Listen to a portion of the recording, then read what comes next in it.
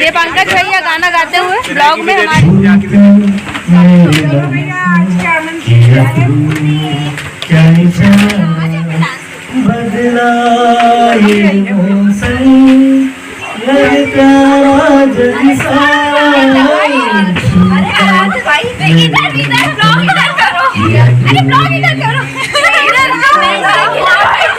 बंद हो गया भाई।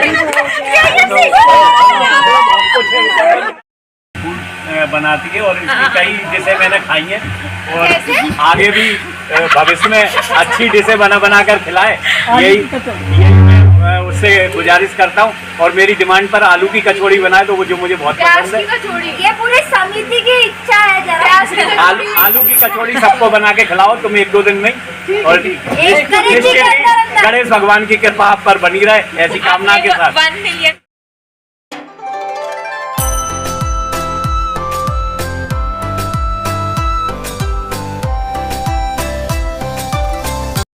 के बारे में कुछ बताना चाहूँगी।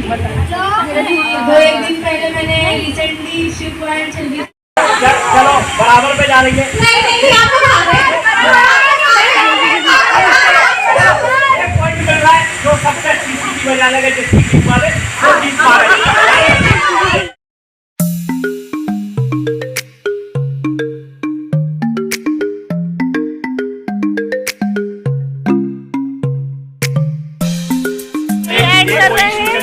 और ये हमारी पूरी समिति के लोग हैं। तो आपको ब्लॉग कैसा लगा प्लीज कमेंट बॉक्स में बताइएगा और हमारे चैनल को सब्सक्राइब कीजिए, वीडियो को लाइक कमेंट सब्सक्राइब। जय श्री राम, जय श्री राम, जय श्री राम, जय श्री राम।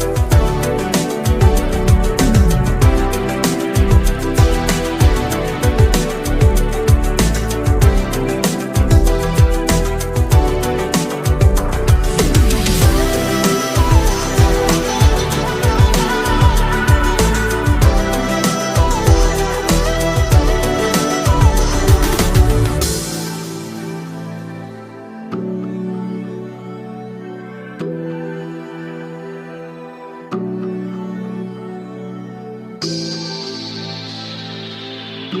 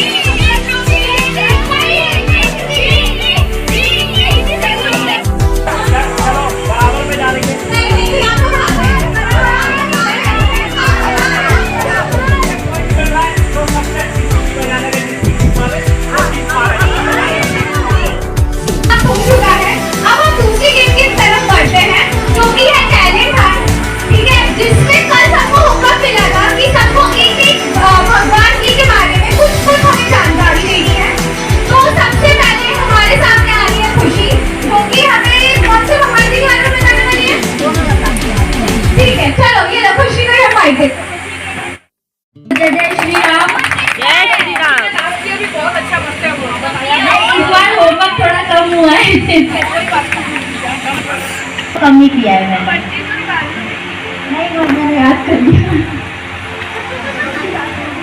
तो जब राम जी प्रकट हुए थे तो सूर्य देवता उनको देखने आए थे।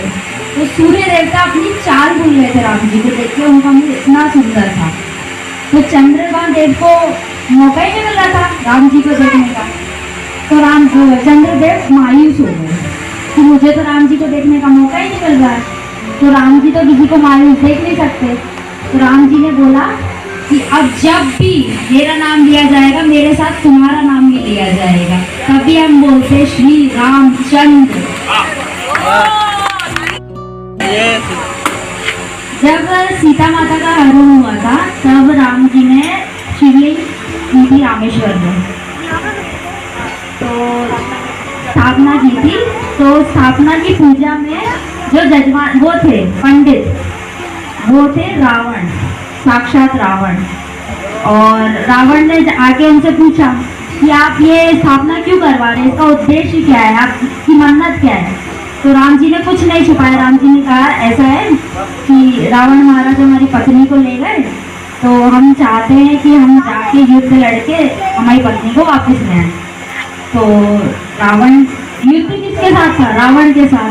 आशीर्वाद कौन दे रहा है? रावण। लेकिन रावण ने ये कह दिया कि जाओ, जो भी तुम्हारी मन्नत है वो पूरी हो जाए, मेरा ये आशीर्वाद है। हम लोग जो आरती करते हैं उसके बाद जो प्रार्थना गाते हैं,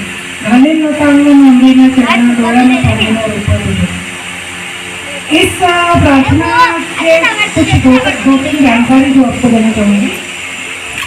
इस प्रार्थना के 4 कड़वे हैं। पहला कड़वा मराठी भाषा में है और बाकी तीनों कड़वे संस्कृत भाषा में। एक और रोचक सत्य इसके बारे में ये है कि ये चारों कड़वे अलग अलग समय में अलग अलग कवियों ने रचे हैं। किसी एक कवि की या किसी एक शास्त्रकार की रचना नहीं है, अलग अलग कालखंड में बनाए गए हैं और उसके बाद उसको एकत्र किया गया है। तीसरी चीज, जैसा अपन सोचते हैं कि गणपति बप्पा के दरबार में हम बोलते हैं, तो ये जो प्रार्थना है ये गणपति जी को समर्पित नहीं है। ये प्रार्थना हम हर भगवान के जो भी पूजा आरती करते हैं उसके बाद प्रार्थना की जाती है। ये कृष्णार्पणमस्तु है, मतलब ये कृष्ण भगवान को समर्पित प्रार्थना है। ये जो पहले लोकार्पण बोलते हैं, ये प्रार्थना कृष्ण भगवान को समर्पित है, सृष्टि के रचयिता ब्रह्मा जी को समर्पित है। मतलब आप जो भी भगवान की आरती करते हैं इस प्रार्थना के बिना वो आरती अधूरी है। बस इतना जानना है। पप्पा मैं गुरु के बारे में सबको थोड़ी सी जानकारी दूँ। जानकारी तो सभी को है, जो बप्पा के पहले पूजे जाते हैं, जिनको बप्पा ने भी अपने से आगे माना, सबसे पहले गुरु की पूजा होती है। तो उसी सिलसिले में आप लोग सब दत्तात्रेय जी को जानते होंगे, है ना, उनको अवधूत भी कहा जाता है। हम लोग सब धूत हैं और वो अवधूत है। तो दत्तात्रेय जी कौन है ये पता है सबको? 3 मुख, 6 भुजाएं, ब्रह्मा विष्णु महेश तीनों उनके अंदर समाये हुए हैं। उसकी कहानी है कि ब्रह्मा विष्णु महेश तीनों को लगा देखें अनुसुईया कितनी सती है, कितनी पतिव्रता है। तीनों उनके घर पे जाते हैं और खाना खाने के बहाने बोलते हैं कि माँ हमको तो अपनी गोदी में ले लो। ब्रह्मा विष्णु महेश बोलते हैं। तो अनुसुईया उनको तीनों को बोलती है कि ले सकती हूँ गोदी में, लेकिन उसकी एक जो मर्यादा है वो पूरी करनी पड़ेगी आपको। बोले ठीक है। उन्होंने उनको 6 महीने का बच्चा बना दिया। बच्चा बना के उन्होंने उनको तीनों को पालने में डाल दिया। पालने में उनको दूध पिलाया। उन्होंने जो भी कुछ माँ का फर्ज होता है वो पूरा करती रही। अब तीनों देवियाँ चली कि हमारे पति कहाँ गए। तीनों देवियाँ आई, देखा तो उनके पति पालने में झूल रहे हैं। तो उन्होंने अनुसुईया से प्रार्थना करी कि इन्हें आप कैसे फ्री करिए। बोले फ्री तो कर दूंगी, लेकिन उसके लिए मुझे एक आशीर्वाद चाहिए कि इनके बच्चे मेरे से होने चाहिए। अनुसुईया बोली। तो बोले हाँ जरूर होंगे ना। तो वो तीनों का रूप एक बच्चे में, तो वो दत्तात्रेय जी, माने उनको ना हम ब्रह्मा का स्वरूप बोल सकते हैं, ना उनको विष्णु का और न शिव का, तीनों का मिलके जो स्वरूप है वो है दत्तात्रेय भगवान। और आज कलयुग में उनकी भी पूजा जैसे हनुमान जी की करते हैं हम लोग मानते हैं, वैसे अवधूत दत्तात्रेय जी की पूजा भी बहुत श्रेष्ठ मानी जाती है।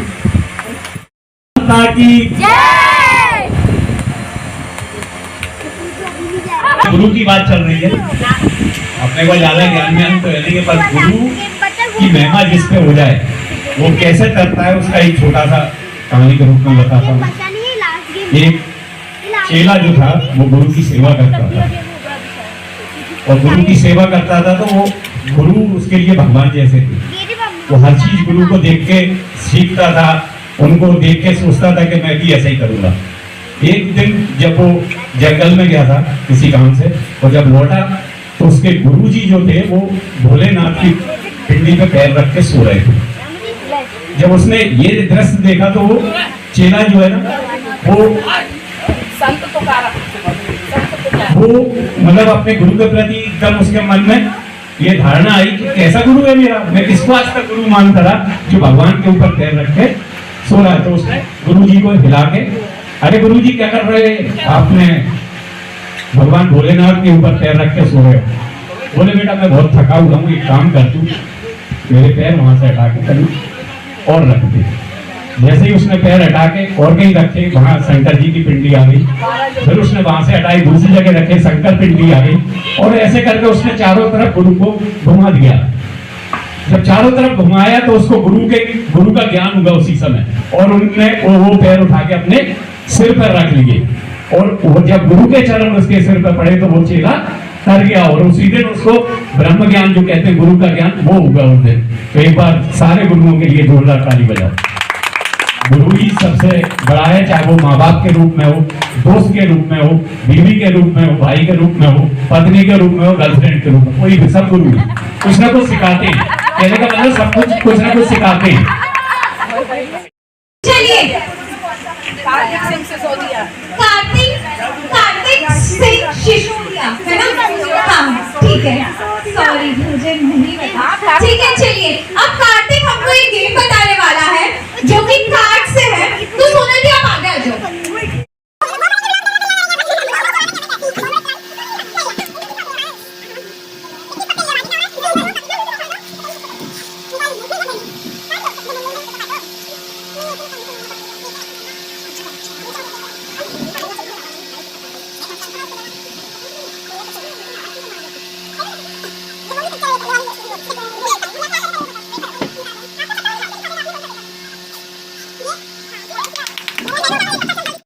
के बारे में कुछ बताना चाहूँगी। तो एक दिन पहले मैंने रिसेंटली शिव पुराण चल रही थी रवि मिश्रा जी की, तो वो देखी थी। तो उसमें उन्होंने बताया, मतलब पहले तो पूछा था कि सबसे पहले जब हमारे यहाँ शादियाँ होती है तो वो शादी का जो कार्ड होता है, प्रथम निमंत्रण किसको देते हैं? तो ऑब्वियसली सब बोलते हैं गणेश जी को देते हैं।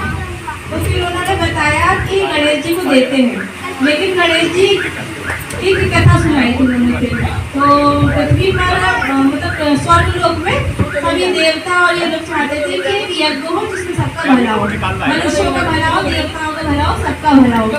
तो वो शंकर जी से बोलते हैं कि हमें आपकी अनुमति चाहिए कि हम यहाँ पर एक यज्ञ करना चाहते हैं, कहाँ पर, पृथ्वी लोक में।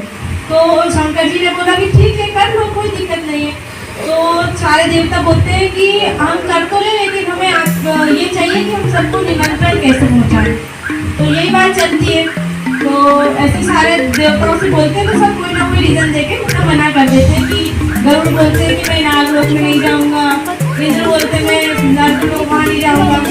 तो ऐसे बोलते बोलते फिर सब शांत होकर बैठ जाते, कंफ्यूज हो जाते हैं पहले तो करें क्या। तो एंड में सिर्फ बोलते हैं गणेश जी को हम डिसाइड करते हैं कि गणेश जी जाकर निमंत्रण दे दो। तो पत्रिकाएं बहुत सारी हो जाती है और गणेश जी होते हैं छोटे से, वो बहुत ज़्यादा हो जाते हैं कि मैं इतनी सारी पत्रिकाएं लेके कैसे जाऊँगा। और गणेश जी को लगती है बहुत ज़्यादा भूख फल फल पे, और उनका वाहन है चूहा, मूसक। तो वो बोलते हैं मैं जाऊँ तो जाऊँ कैसे, ये तो चलता भी नहीं है, मैं पहुँचूँगा कैसे। तो फिर वो अपनी माता से कहते हैं माता मेरे लिए बहुत सारे मोदक बना दीजिए। वो माता ने मोदक बना दिए, उनने खाए, 5-10 मिनट की दूरी पे गए और उसके बाद वो वापस आ गए। माता जी मोदक खत्म हो गए और मैं पहुंच भी नहीं पाया और पत्रिकाएं ऐसी रखी। ऐसे करते करते बहुत टाइम हो जाता है। तो फिर वो परेशान हो जाते हैं, तो बैठ जाते हैं। वो उनकी बहन रहती है अशोक सुंदरी, तो वो उनको देखती है और उनकी माता के कान में जाके बोलती है कि माता भैया से बोलो कि सारी पत्रिकाएं शंकर जी के चरणों में रख दें। तो फिर माता ने उनको बोला गणेश जी को, तो गणेश जी ने सारी पत्रिकाएं उठाई, शंकर जी के चरणों में रखी और उनको तिलक विलक करके उनसे प्रार्थना कर ली कि मैंने आपको निमंत्रण दे दिया है, अब सभी लोग यज्ञ में पहुंच जाएंगे। फिर ब्रह्मा जी आते हैं, विष्णु जी आते हैं। तो ब्रह्मा जी बोलते हैं कि ये क्या करा गणेश जी ने, इन्हें तो सारी पत्रिकाएं अपने पापा के पास रख दी। तो फिर उनको शंकर जी आंखें खोल लेते हैं, मतलब उस टाइम शंकर जी समाधि बैठे हुए रहते हैं। तो फिर उसके बाद शंकर जी आंखें खोल लेते हैं। फिर वो बोलते हैं कि ये पत्रिका मेरे पास पहुंच गई, तुम लोग यज्ञ की तैयारी करो, सब लोग आ जाएंगे। तो ब्रह्मा जी को बड़ी टेंशन होती है, भाई सारी पत्रिकाएं यहीं रखी है और ये कह रहे हैं यज्ञ शुरू करो, सब कैसे पहुंचेंगे कैसे। तो जैसे ही यज्ञ स्टार्ट होता है 2-4 मिनट की दूरी पे सारे यक्ष किन्नर देवता सारे के सारे वहाँ पहुंच जाते हैं। तो पूरी जो कहानी है उसका मेन सार ये है कि गणेश जी का काम जो है, जैसे हमने उनको पत्रिका रखी तो वो प्रथम पूज्य है, वो तो ठीक है, लेकिन वो पत्रिका गणेश जी अपने पिताजी के पास रखते हैं। जैसे सर्व दुनिया के शंकर जी जो है उनके पास जैसे पहुंच गई पत्रिका तो वो सबके पास पहुंच जाती है। मतलब अगर आपने शंकर जी को निमंत्रण दे दिया है तो वो निमंत्रण सबके पास पहुंच जाता है। तो ये था इस कहानी का कि हम जैसे गणेश जी को पत्रिका देते हैं तो गणेश जी शंकर जी को पत्रिका दे देते हैं। तो ये सारा काम शंकर जी करते हैं, वो सबके पास पत्रिका पहुंचाते हैं। तालियां। उस समय गणेश जी बोलते हैं गुरु मात पिता गुरु बंधु सखा तेरे चरणों में स्वामी मेरा कोटि। उन्होंने अपने माता पिता को गणेश जी के अच्छा नाम चलो बता आगे दीजिए। आ जाओ, बता दो बेटा आप। नाम बता बताएंगे सारे जितने याद है उनको।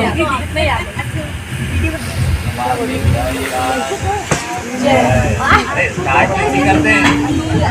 बाके बिहारी लाल की जय। अब बोलते आओ। नंद किशोर कुंवर हरि नटवर बाके बिहारी गोविंदा गिरधर केशव माधव श्याम मुरारी नटवर नटनागर गिरधारी कृष्ण कान्हा केशव। कि कृष्ण जी हमेशा मोर पंख धारण करे रहते हैं क्योंकि मोर पंख में राधा लिखा रहता है, इसलिए धारण करते हैं। और आपको ये भी पता होगा शायद कि राधा जी ने अपने चरण की धूल जो है उनके सर पे लगाई थी। क्यों लगाई थी? इस कृष्ण जी ने बोला था कि कृष्ण जी की तबीयत खराब थी, उनका एक्चुअली सर दुख रहा था, इसलिए लगाया था। उनने सभी अपनी पत्नियों सभी से बोला था कि मेरे सर कोई भी अपने चरण की धूल मेरे सर पे लगा देगा तो मेरा दर्द चला जाएगा सर का। तो कोई भी सामने नहीं आया था। उस टाइम पे राधा जी आई थी, उन्होंने लगाया था अपने चरण की धूल। जी को कभी भी वो दर्द में नहीं देख सकती है। वो पीते तो छाले वहाँ पड़ जाते। तेरे चरणों की धूल प्रभु चंदन गुलाल बनी, जिसने भी लगाई मस्तक उसकी तकदीर बनी।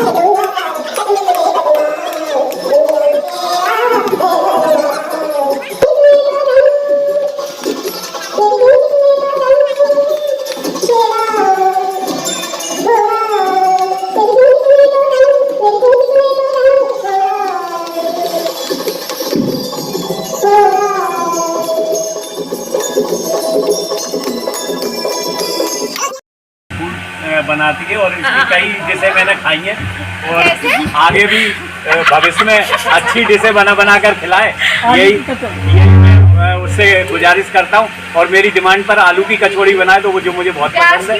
ये पूरी समिति की इच्छा है जरा। आलू की कचौड़ी सबको बना के खिलाओ तुम 1-2 दिन में। और गणेश भगवान की कृपा आप पर बनी रहे, ऐसी कामना के साथ। 1 मिलियन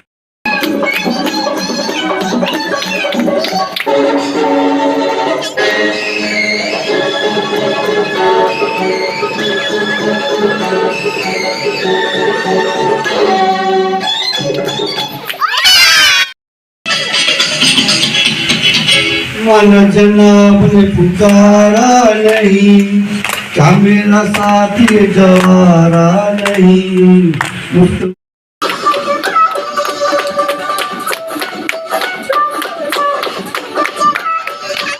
लोग नहीं सुने, बस निकाल। साइकिल किसी और की, चलाना हमें था। लंच किसी और था, खाना हमें था। टीचर डांटे उसको, हंसाना हमें था। नाराज वो हो, मनाना हमें था। परिवार रिश्तेदार मिले हमें, पर दोस्त हमने चुने। जैसे जैसे बड़े हुए कम मिले, पर कहाँ कम हुए यारी के सिलसिले। Thank you. मेरे घर में पधारो, घर में पधारो गजानन जी, मेरे घर में पधारो। रिद्धि सिद्धि के आओ गणराजा, मेरे घर में पधारो, घर में पधारो गजानन जी, मेरे घर में पधारो। आप भी आना, कभी आना, शंकर को लाना। आप भी आना, ब्रह्मा जी को लाना, विष्णु को साथ लेके आना। मेरे घर में पधारो, घर में पधारो गजानन जी, मेरे घर में पधारो। बता देता हूँ, मेरी बीवी की बोल देता हूँ। क्या है वो, बहुत पुरानी कहानी बता रहा हूँ, सुन तो लो। वो बहुत ही अच्छी है, इतनी अच्छी है कि मैं कितना भी कुछ कर लो, गुस्सा कर लो, डांट लूं, घर पे नहीं आऊं, खाना नहीं खाऊं, तब भी यही बोलती है कि यार खाना खाती रहना घर से। क्या बात है। मानते हैं।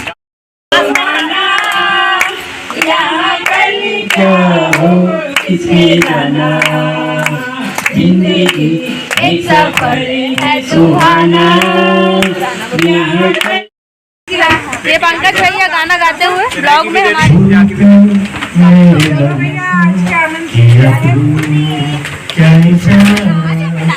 बदला ये मौसम, लगता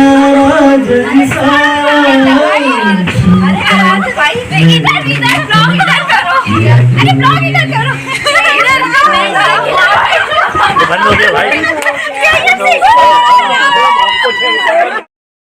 गाइस बाय। तो आज का ब्लॉग हम यही एंड कर रहे हैं और ये हमारी पूरी समिति के लोग हैं। तो आपको ब्लॉग कैसा लगा प्लीज कमेंट बॉक्स में बताइएगा और हमारे चैनल को सब्सक्राइब